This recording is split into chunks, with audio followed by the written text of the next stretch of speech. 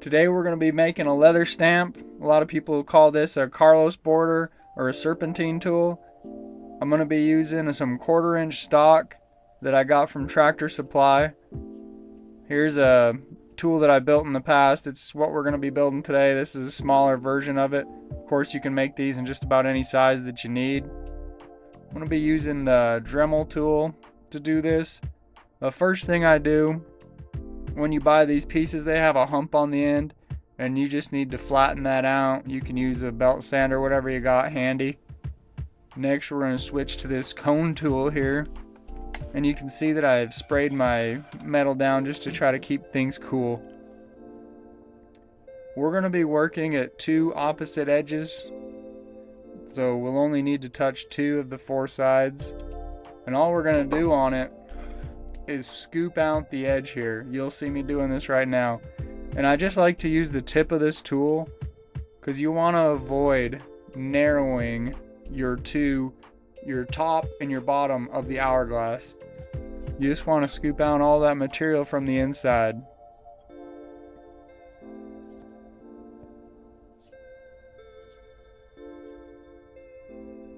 So we're just going to continue on, taking that back a little bit, keeping it cool.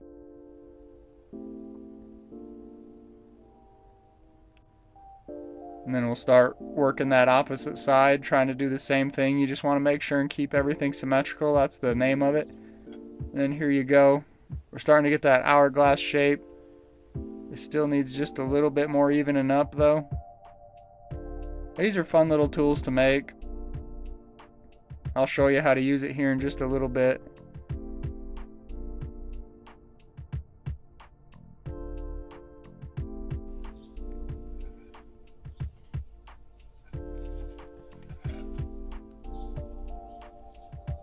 There, we're getting really close to the final shape.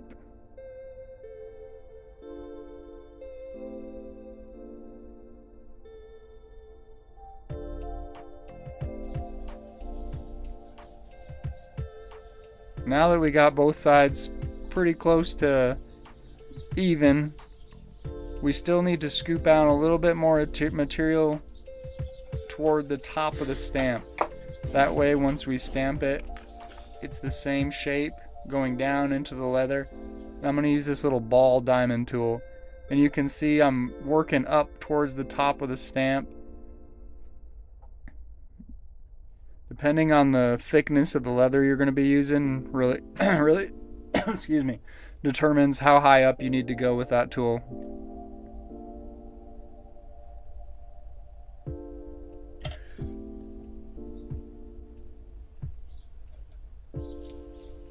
Now it's time to give it a little whack to see how the shape comes out. And you can see it's just a little bit fuzzy on that left hand side. Right in there, we didn't come up enough with that diamond ball. That side looks pretty good on the right, but we just got that little line there.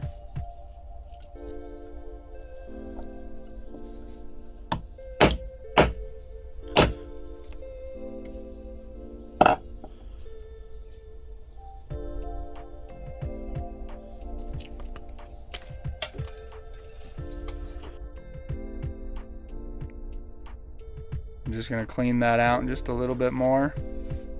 Give it another practice stamp, see what it looks like. And that's looking a lot better.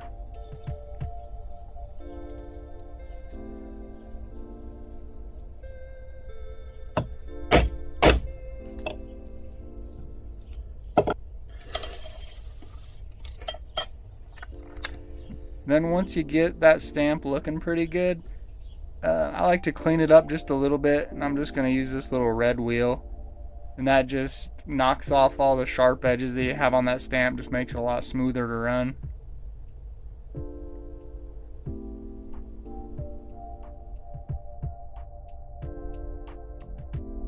That's looking pretty good right there.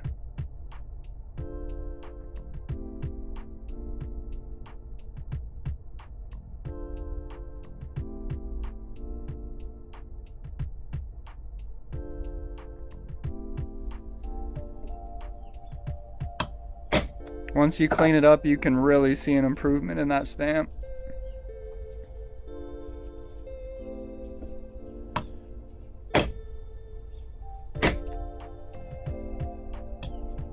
Be sure and subscribe, and if you have any other stamps that you want to see me try and make, go ahead and leave a little comment. See what I can do.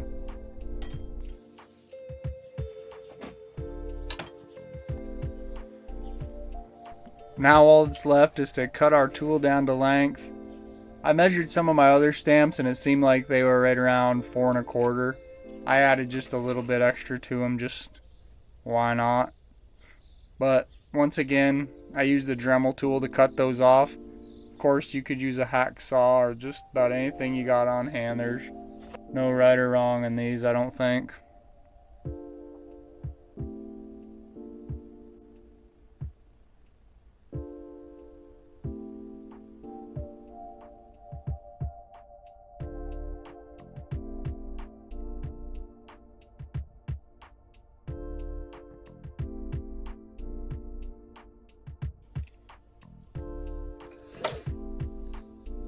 And then once you get that cut off, just clean up the end a little bit and it's ready to go.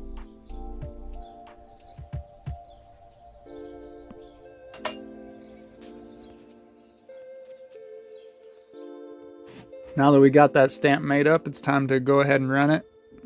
We're going to use a double border on this tool. I just used this Berry King one that mounts right in your swivel knife. You just come in from the border a reasonable distance and mark it. Of course, that's going to change if you have a stitch line there or not. Then I'll just bring my dividers and I'm going to adjust them to the distance of that inside line right there. Then I'm going to go all around my project or however I'm doing it.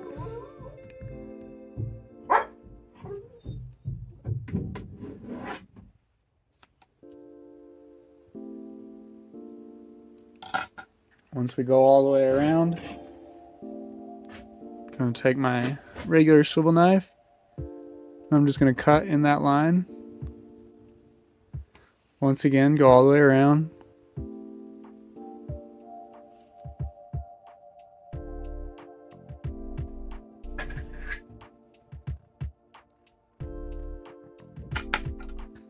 And once I get that cut, what I'm going to do, I'm going to take that tool we just made.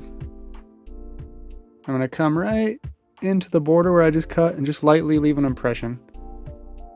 And then I'm going to go, it usually turns out to be about another half a time larger than the stamp. So I'm just splitting the difference. There's about right there in the middle of the stamp. That way we have about that much distance from our border to the top of the stamp. And I'm just going to bring my dividers back.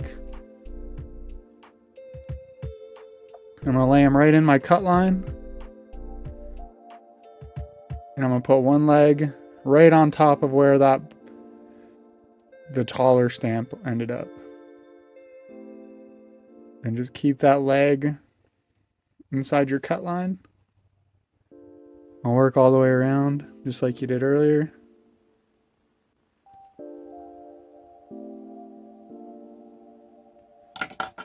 And I always find it better to do this instead of working off of your edges, because you might come in, you know, just a fraction of an inch.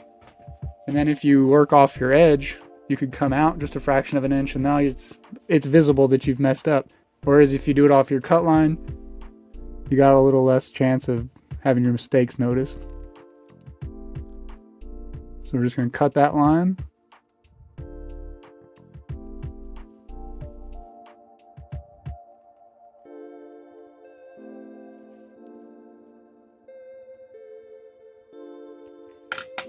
So there we go.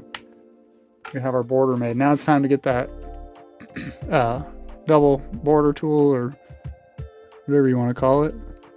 You're going to put one blade right down in your cut.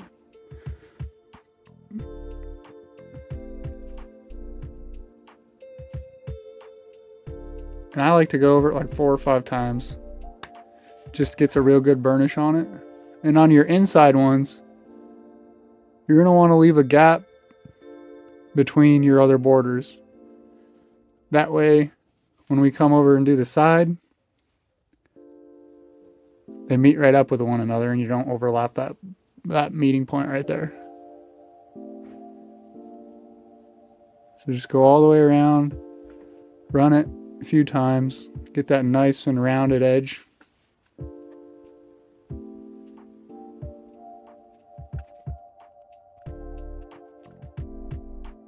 Because they haven't met up yet, I just do that with my regular swivel knife.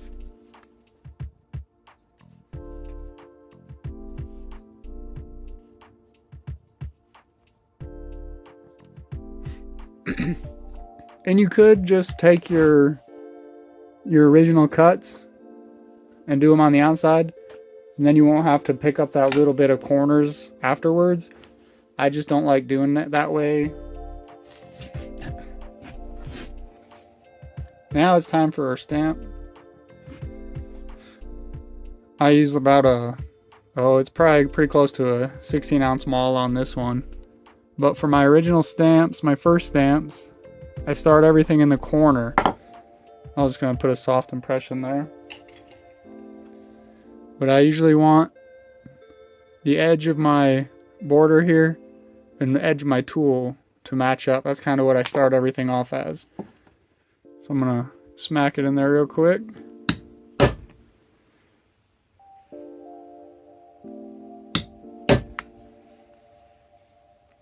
Just go around all 4 corners, do that.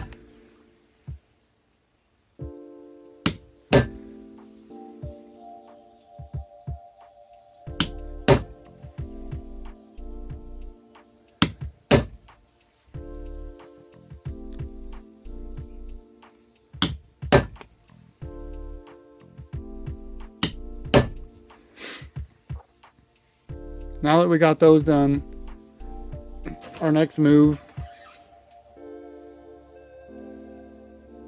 to create the serpentine design, we're going to go on the opposite border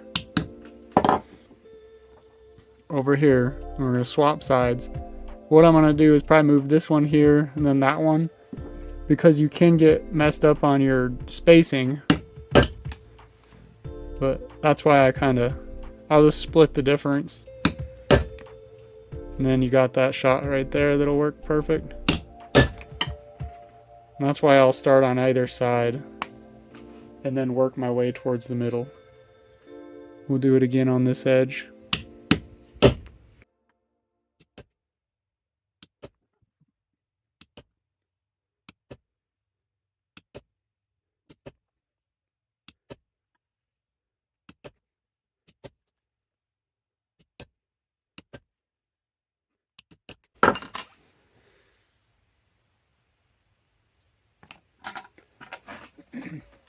After I stamp it, I'll also go back over my border. It just seems to kind of clean everything up.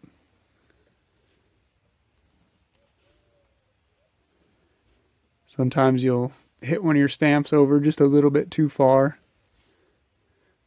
But if you do, this is how you can fix that.